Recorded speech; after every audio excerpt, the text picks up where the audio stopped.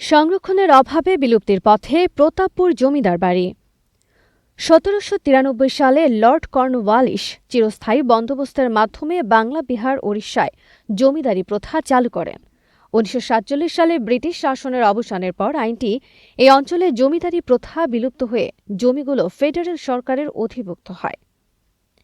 পাক ভারত উপমহাদেশে জমিদারি প্রথা বহু পুরনো। বাংলাদেশের বহু স্থানে জমিদারদের স্মৃতিচিহ্ন আজও বিদ্যমান।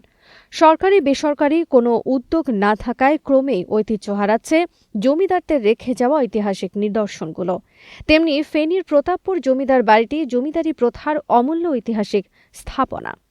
প্রতাপপুর জমিদার বাড়িটি সংস্কারহীনতায় জরাজীর্ণ হয়ে আগাছায় ভুতুড়ে বাড়িতে পরিণত হচ্ছে।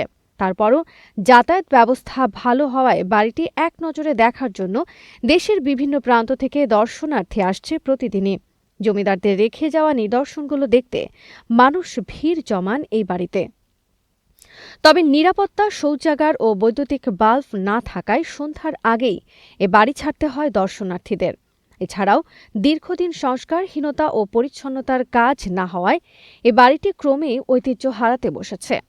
দ্রুত বাংলার জমিদারি প্রথার নিদর্শন হিসেবে বাড়িটি সংস্কার করে পর্যটন বান্ধব পরিবেশ গড়ে তোলার দাবি দর্শনার্থীদের। জমিদার বাড়িটি সরকারের প্রত্নতত্ত্ব অধিদপ্তরের পক্ষ থেকে যেন সংস্কার করে উন্মুক্ত করে দেওয়া হয়, যেন দর্শনার্থীরা এসে উন্মুক্তভাবে ঘুরতে পারে। দর্শনার্থীরা জানান, ভারত উপমহাদেশের বিভিন্ন স্থানে রয়েছে ঐতিহাসিক ও প্রাচীন নিদর্শন। বাংলাদেশের আনাচে কানাচে পড়ে থাকা এসব ঐতিহাসিক নিদর্শনের মধ্যে প্রতাপপুর জমিদার বাড়ি অনেক গুরুত্ব বহন করে। এখানকার দালান কোঠা দেখতে অনেকটা নারায়ণগঞ্জের পানাম সিটির মতোই। ফলে কম সময়ে ফেসবুক ও ইউটিউবে বাড়ির ঐতিহ্য শুনে দেশের বিভিন্ন এলাকা থেকে এখানে দর্শনার্থীরা ছুটে আসেন। ইতিহাস থেকে জানা যায়, প্রায় ১৮৫০ সালে এই জমিদার বাড়িটি নির্মিত হয়। বাংলা ১২২৮ সালের ১৩ ফাল্গুন শেষ হয় এই জমিদার বাড়ির নির্মাণ কাজ।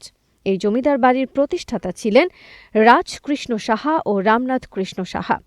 স্থানীয়দের কাছে এটি প্রতাপপুর বড় বাড়ি হিসেবেই পরিচিত। প্রায় ১৩ একর জায়গা জুড়ে এই জমিদার বাড়িটি নির্মাণ করা হয়। বাড়িটিতে ১০টি ভবন ও ১৩টি পুকুর রয়েছে। এর মধ্যে ৫টি পুকুর ঘাট বাঁধানো। এই এলাকার আশেপাশে যত জমিদার ছিল সবার শীর্ষে ছিলেন এই জমিদাররা। জমিদার রামনাথরা ছিলেন ৫ ভাই। তারা থাকতেন ৫টি দ্বিতল ভবনে। এই জমিদার বংশধররা জমিদারি প্রথা বিলুপ্ত হওয়ার পরও ১৯৯৬ সাল পর্যন্ত এই জমিদার বাড়িটিতে ছিল। নিরাপত্তার অভাব, ব্যবসায়িক ও যোগাযোগ সমস্যার কারণে ১৯৯৮ সালের দিকে বড় বাড়িটি ছেড়ে দিয়ে তার বংশধররা ঢাকা, চট্টগ্রাম, কলকাতা ও ত্রিপুরায় পাড়ি জমান। বাড়িটি এখনও জমিদারের বংশধরদের মালিকানাধীন রয়েছে। স্থানীয়রা জানান, একটা সময় মাঠের ধানে ভরে যেত জমিদার বাড়ির উঠান, গোলা আর কাচারি ঘর। ধান উঠানো শেষে শুষ্ক মৌসুমে সেই জমিতে চাষ হতো সরিষা, মটরশুঁটি, খেসারি, কলাই ও মসুরি সহ বিভিন্ন রবি শস্য। ঘোড়ায় চড়ে জমিদাররা যাতায়াত করতেন এ বাড়ি ও বাড়ি। সিন্দুরপুর ও রাজাপুর এলাকায় পরিষদ ভবনে বসে ১০ তালুকের খাজনা আদায় করতেন তারা। সেই খাজনা জমা দিতেন সরকারি কোষাগারে। এই জমিদার বাড়ির ইশারায় ওঠবোস করতেন আশেপাশের এলাকার মানুষ। ১৯৫০ সালে জমিদারি প্রথা বিলুপ্তির পর এই পরিবারটির ক্ষমতার দাপট কমতে থাকে। তারপরও দীর্ঘ ৪৮ বছর পর্যন্ত তারা এই বাড়িতে থেকেই নিজস্ব কার্যক্রম পরিচালনা করতেন। ১৯৯৬ সালের দিকে ওই বাড়িতে কয়েকবার হামলা ও লুটপাট হওয়ার পর জমিদারের ওয়ারিশদের মাঝে ভয় কাজ করতে থাকে। এক পর্যায়ে তারা নিরাপত্তার অভাব, ব্যবসায়িক সমস্যা ও যোগাযোগ সমস্যার কারণে ঢাকা, চট্টগ্রাম, ভারতের ত্রিপুরা ও কলকাতায় চলে যান। যাওয়ার সময় তাদের সব জমি ও পুকুরগুলো স্থানীয় কৃষকদের মাঝে বর্গা দেন। পূর্বের ধারাবাহিকতায় এখনও প্রতি বছর ওই বাড়িতে ২ দিন ব্যাপী মেলার আয়োজন হয়। মেলায় জমিদারদের বংশধরেরা আসেন। উৎসবে চলে জমিদার বাড়ির স্মৃতিচারণ, পুঁথিপাঠ ও গল্প পাঠের আসর।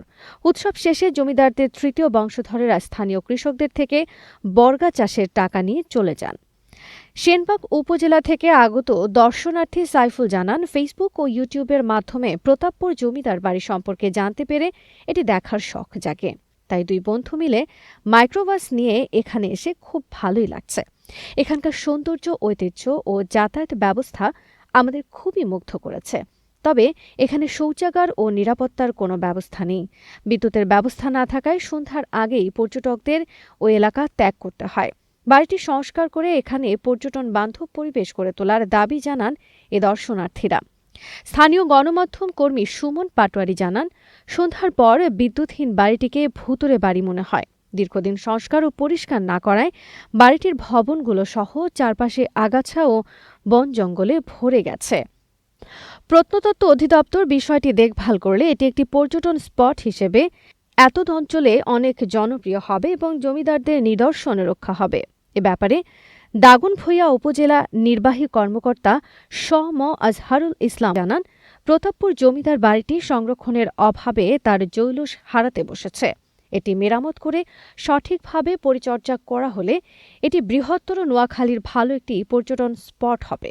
তাছাড়া জমিদার বাড়িটি রক্ষা করতে প্রত্নতত্ত্ব অধিদপ্তরের সাথে যোগাযোগ করে এ বিষয়ে প্রয়োজনীয় ব্যবস্থা গ্রহণ করা হবে। প্রত্নতত্ত্ব বিভাগকে একটি চিঠি লিখব, আমাদের আসলে এখানে কি কি প্রয়োজন এবং এটা যদি প্রয়োজন হয় এবং এটার জন্য যদি প্রয়োজনীয় যে ব্যবস্থাগুলো, সংস্কার কার্যক্রমগুলো সেগুলো যদি চালনা করা যায়, তাহলে এই আমাদের দাগনভূঞাই না, এটা ফেনী এবং বৃহত্তর নোয়াখালী অঞ্চলের জন্য এটা বেশ বড় একটা পর্যটন স্পট হতে পারে।